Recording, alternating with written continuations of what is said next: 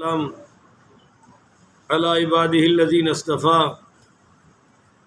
اما بعد فاعوذ باللہ من الشیطان الرجیم بسم اللہ الرحمن الرحیم۔ معزز محترم محتشم سامعین حضرات، 30 اگست بروز سوموار 2021 کا یہ درس قرآن و حدیث ہے، واقعہ کربلا پر ہی مشتمل ہے۔ آپ دعا فرمائیے کہ رب کریم مجھے شرح صدر کے ساتھ حق سچ بیان کرنے کی توفیق عطا فرمائے، ہم سب کو اس پر عمل پیرا ہونے کی توفیق عطا فرمائے۔ معزز سامعین، کل کے درس میں یہ بیان ہو گیا تھا کہ امام علی مقام امام حسین پاک رضی اللہ تعالی عنہ میدان کربلا میں پہنچ کر اس میدان کو پہچان لیا۔ کل میں نے کچھ گزارشات شہادت پر اور اس کے متعلقہ کچھ عقائد و نظریات پر بات کی تھی۔ سب سے پہلے یہ یاد رکھیں کہ جب امام علی مقام سیدنا امام حسین پاک رضی اللہ تعالی عنہ میدان کربلا میں پہنچے تو یزید نے بار بار اپنے کمانڈوز بھیجے، کسی کے ساتھ 1000 کا لشکر، کسی کے ساتھ 2000 کا لشکر، کسی کے ساتھ 3000 کا لشکر۔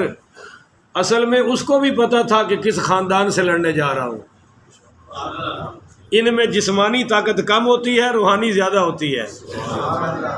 اگر ہلکا جا سبحان اللہ دا تڑکا لا دیو تو ایک موتی دے دیا، ذرا سارے رل کے آخ دیو نا۔ بچیاں نو تسی بڑا سٹارٹ کیتا ہوا ہے، وہ تہاڈا قرض لا چھڑدے نے، مولوی نو خوش کر دیندے نے، تسی اوتھے دے اوتھے ہی رہندے ہو۔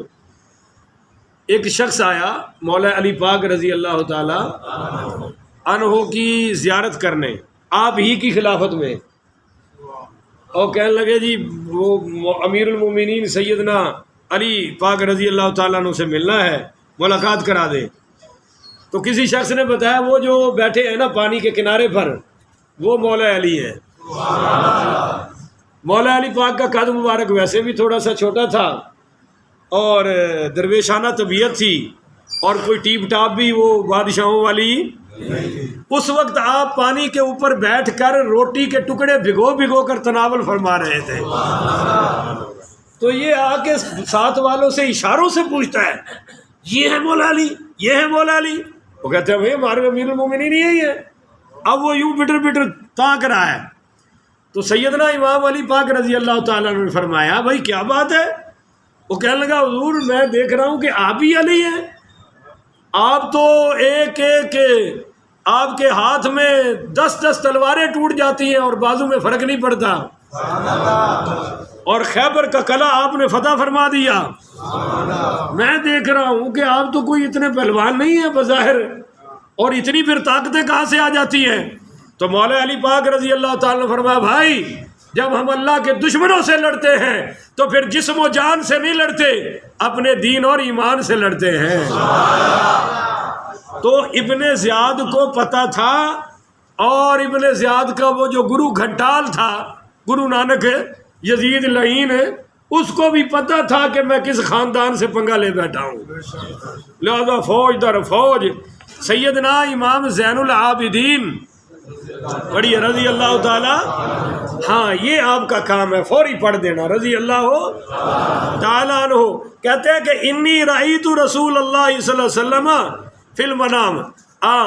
وہ یہ بات اور ہے، میں اور بتانا چاہتا تھا کہ امام زین العابدین رضی اللہ تعالی عنہ فرماتے ہیں کہ بھائی میں نے اپنے آنکھوں سے دیکھا کہ جو یزید بار بار لشکر بھیج رہا تھا اس کی تعداد تقریباً 30,000 تھی۔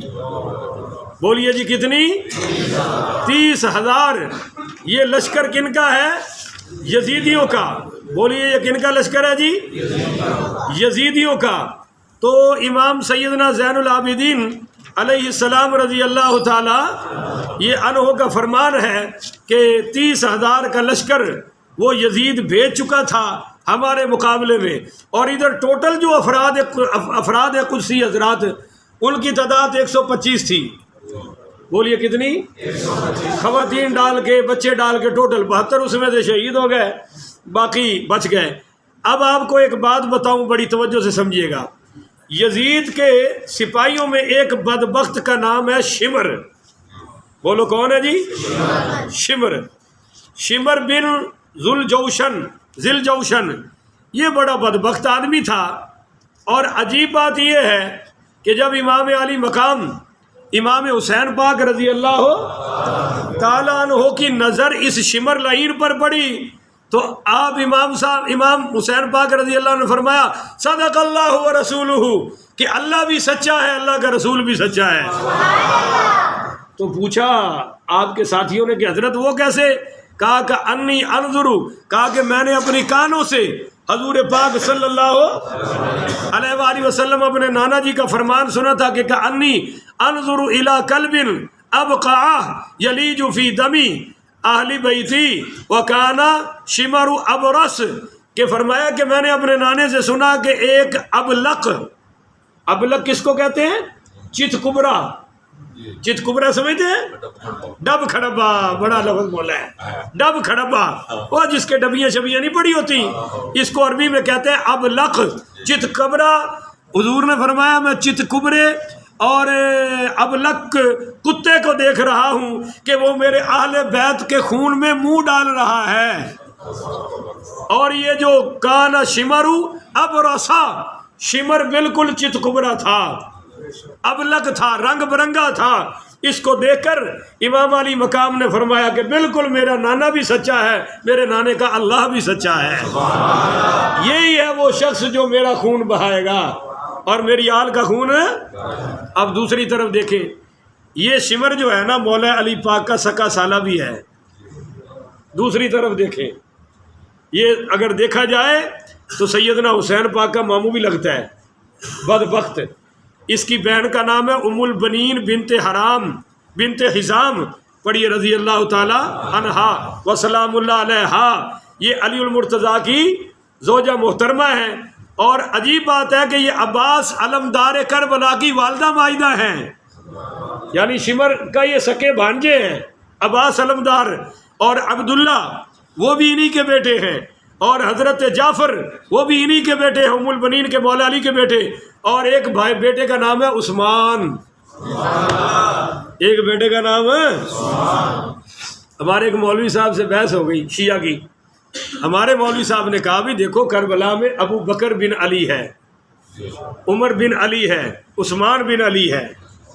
اب مولا علی نے اپنے بیٹے کا نام جو ابو بکر رکھا، عمر رکھا، عثمان رکھا، تو یہ ان سے محبت تھی تو ان کے نام پہ نام رکھا ہے نا. وہ بھی بڑا چلاک تھا آگے سے، ذاکر صاحب بھی. وہ کہنے لگا بھائی بات یہ ہے کہ حضرت علی نے دشمنوں کے نام پہ اپنے بیٹوں کے نام اس لیے رکھے کہ ہر وقت دشمن سامنے رہے، ہر وقت دشمن. تو مولوی صاحب بھی سمجھدار تھے، کہنے لگے پھر تم ایسا کرو اپنے ایک بیٹے کا نام یزید رکھو، ایک کا نام شمر رکھو، ایک کا نام ابن سعد رکھو، اور صبح سے لے کر شام تک 100 جوتیاں بھی مارا کرو تاکہ دشمن سامنے بھی رہے اور دشمن کی دھلائی بھی ہوتی رہے. تو یہ تو ہے بکواس بازی، پر یہ مر جائیں گے. کبھی یہ کربلا کے نام پہ یہ نہیں بتائیں گے کہ وہاں ابو بکر ابن علی بھی شہید ہوا ہے، عمر ابن علی بھی شہید ہوا ہے، عثمان ابن علی بھی شہید ہوا ہے. حضرات یہ جب بھی بتائے گا سنی بتائے گا، کیونکہ سنی اصل حسینی ہے. خیر اب یہ کتنے ہو گئے بھانجے شمر کے؟ مولا علی کے بیٹے عباس علمدار، نمبر 2 عبداللہ، نمبر 3 جعفر، نمبر 4 عثمان. یہ 4 بیٹے ہو گیا جی. اب عجیب بات یہ ہے کہ 9ویں محرم بروز جمعرات سن 61 ہجری یہ آیا شمر بار خیمے کے اور آواز لگائی این بنو اختنا، کہاں ہے میری بہن کے بیٹے؟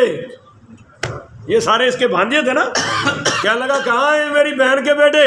تو یہ سن کر حضرت عباس علمدار کربلا اور ان کے دوسرے بھائی حضرت عبداللہ، حضرت جعفر، حضرت عثمان رضی اللہ تعالی عنہما یہ بار تشریف لائے اور فرمایا کہ مالک وما تريد، اور بھائی تجھے ہم سے کیا کام ہے؟ محمد تو تھا نا. کہا محمد جی ہم سے کیا کام ہے؟ کیا لگا انتم یبنی اختی آمنون، اے میری بہن کے بیٹو یہ دیکھو میں نے تمہارے لیے ابن زیاد سے امن کا پروانہ لے کر آیا ہوں. تمہیں امان ہے، تم میری بہن کے بیٹے ہو، آ جاؤ نکل آؤ ان سے اور میرے ساتھ مل جاؤ۔ حسین تجھے کیا دے گا؟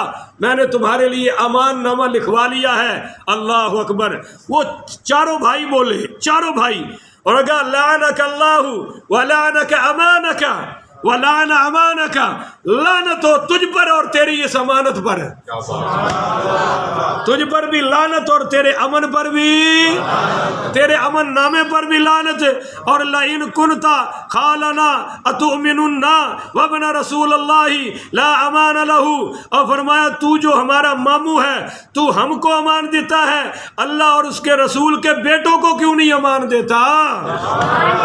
اللہ کے رسول کے بیٹوں کو امان ہے، اللہ اور اس کے رسول کے، اللہ کے رسول کے بیٹوں کو امان ہے، اور اگر ان کو امان نہیں ہے تو پھر ہم بھی تیری امان لینے کو تیار ہے۔ فرمایا جو ہو جائے ہم انشاءاللہ امام علی مقام کے ساتھ رہیں گے۔